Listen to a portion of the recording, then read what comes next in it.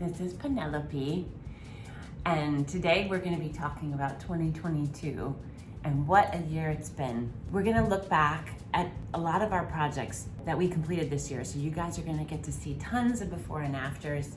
Penelope won't be here for long because she doesn't look very into this, and talk about what makes these rooms better than they were before and the frustrations that were getting in the way. Right, Penelope? It'll all be good. All right, here we go.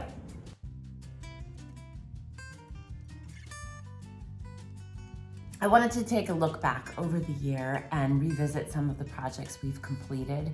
And by looking at them, I thought it would be helpful to review what the frustrations were in these spaces, how we fixed them, and then by going over them, maybe you'll be able to recognize some of the things in your house that's creating struggle or frustration and holding your house back from really feeling like home and supporting you the way it should.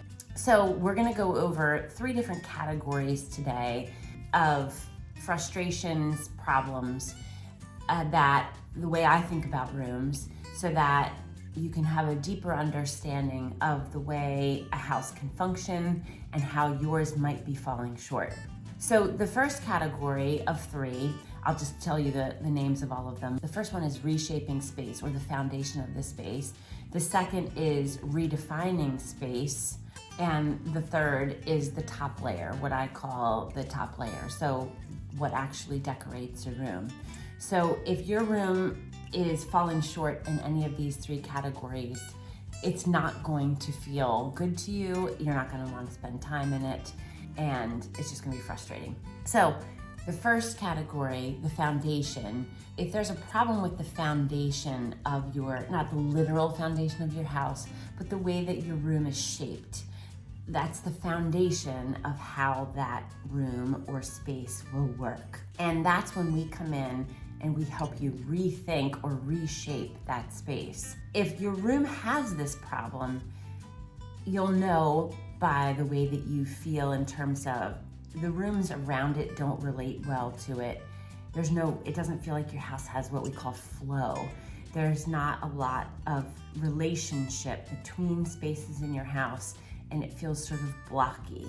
The rooms can feel cramped, out of sorts, frustrating to use, annoying, irritating. So any of those things ring a bell with you. Maybe the shape of your space or the way that your rooms relate to each other is off a bit and could use a little bit of tweaking. So in the first space that we're gonna look at, this was a house that my clients bought during the pandemic, and it was a bigger house and had the space they wanted, but the kitchen itself just didn't match the spaciousness of the house. It felt cramped and dark and frustrating. The actual workspace of the kitchen was all in one area and had very little natural light. So what we did was we rethought the way that the space was configured and changed the doorway to the dining room and created openings, interior windows really, into that other space so that light could be shared. Because we changed the shape, we were able to create a much longer space for the kitchen to be situated in, so we could incorporate more cabinets, more countertop, all kinds of things, and still create lots of great space to sit in. We created 2 different seating areas. One is a little banquette in the corner and a long island to sit at, which is what my clients really wanted. So this kitchen that we will look at next started out, again, a large McMansion type house, a big newer house, that the cooking area was squished into a corner. And my clients wanted something much more elegant and large in scale, much more updated. So we took out the bay window that was in the eating area and again, elongated the kitchen space, put in new windows along the back of the house, and created a real focal point with their glorious new range that was centered on that wall of windows. So now there's this beautiful focal point, tons of natural light, and a long island for lots of seating. Lastly, in this category, we had a house that had a challenge because of all the doorways and spaces around the kitchen that couldn't be changed. So we had a small footprint, but a lot we wanted to do in this kitchen. My client really wanted to have a double oven and a large cooktop like she was used to, but in order for us, I wanted to be able to open up the space to the adjacent dining room and have lots of counter space and cooking space. But with the small footprint we had, it was hard to incorporate everything. So we came up with the idea of having a double oven in the large range, this large commercial range, which is beautiful, and the focal point of the kitchen. You won't be able to see it in the pictures we're showing, but across the room is a large fireplace. So the large range on one end of the room and the large fireplace in the family room on the other side anchor one another, balance each other, and create this really beautiful symmetry in the space, and gave her all the function that she really wanted. Okay, let's talk next about defining space. A lot of us have rooms in our house that don't have a defined purpose, or we haven't created definite areas in that room that give it purpose and make us want to go in there, make us gravitate to the space. In these cases, we aren't changing the shape of the space itself. That might be fine, or it might not be on your to-do list. It's not in your budget, you don't want to do it. But how can we define the space in the room with its existing four walls and doorways and shape? If this is a frustration in your house, you might feel, the way that you can sort of diagnose this problem is the room lacks purpose. It's uncomfortable. You don't want to spend time in it. Maybe the room never gets used or rarely gets used at all because there isn't something that really pulls you into it. It doesn't feel like it has a purpose or that it's defined. So the first one that we'll visit in this category of defining space or redefining space, my clients had this lovely addition that had been put on their house a number of years ago that was beautiful. It was sort of, it had a center stone fireplace type column, and all around the outside where it was sort of a great room. There was lots of windows all around, but it was really difficult to figure out how to make rooms within the room. So my clients sort of struggled with how to make it feel inviting and cozy. So we came back in and created areas in the space in a more defined way. We had a dining area, a very specific television and sitting area, another sitting area off to one side where you could sit and look out the windows, and then an entry area that was much more organized and felt settled. The next redesign that we're going to take a look at, my clients had a great big finished basement that they wanted to fully utilize, especially since they have little ones and they wanted a play area. But they also wanted to create a sitting area so when they had friends over with other little ones, they could sit down there, maybe watch a movie, watch the game, all kinds of things. But they weren't sure how to situate furniture in the space and really fully utilize it. So in this space, we created a sitting area to watch TV and a play area behind that, so it's easy for them to keep an eye on the kids. And then in the far corners, because it's such a big basement, we were able to create a reading corner, which I just love, and a little art center with a little table for the kids to sit at and paint and color, and a place to hang their artwork. Lots of fun and lots of toy storage.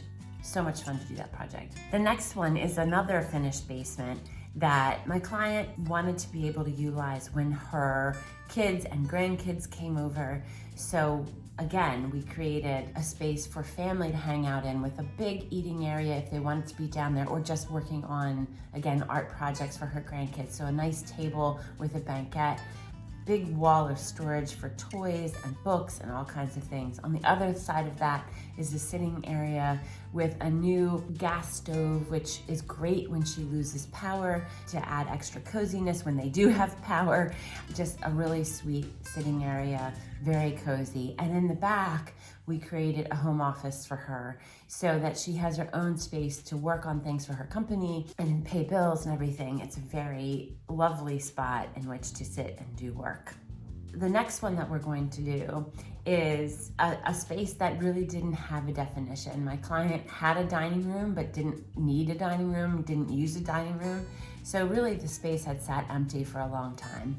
And once the pandemic hit, her job changed so that she was going to be working exclusively from home all the time, no longer had an office to go to. So she wanted to utilize that space as a home office. So we came in and created a great layout for that space to create storage, something that was pretty, and a space where she could sit and work and also have a view of her backyard and sunlight and all that good stuff. The next kitchen that we're going to talk about was one that, again, there was part of it that wasn't defined, and my clients knew that their original cabinets were ones they wanted to keep, but they wanted to redo the space. And how could they do that and utilize the space better, but not get rid of the existing cabinets? So we came up with a plan to bring in new cabinets to round the space out that had not one, but 2 new finishes, which was pretty unusual. And I love the way it turned out. Also really played on the mid-century nature of their original house. With the new cabinets that we added in, we created display space, we created a banquette, which is a lovely place to sit near the fireplace in their kitchen, which is such an asset, but they weren't really even utilizing that space before. Lastly, my clients for this space have a young family and a long, narrow living room that they didn't like spending time in, but really wanted to utilize. They had tried many times to utilize the space and it never felt cozy or welcoming, and they never liked the furniture they put in there. So thankfully they called us to help out, and we came up with a plan where we put some lovely bookcases at the end of the room so it sort of draws you in and creates this interest on that wall, including a window seat, which is always great to add coziness and make you want to linger a little bit. In the center of the room, we anchored on the large window in the space 2 sofas facing each other.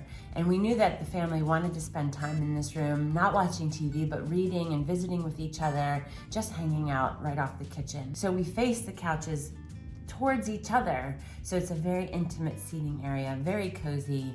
We used couches from our vendor in North Carolina that were made just for this space, but very affordable and lovely, beautiful fabric, and the family just loves it.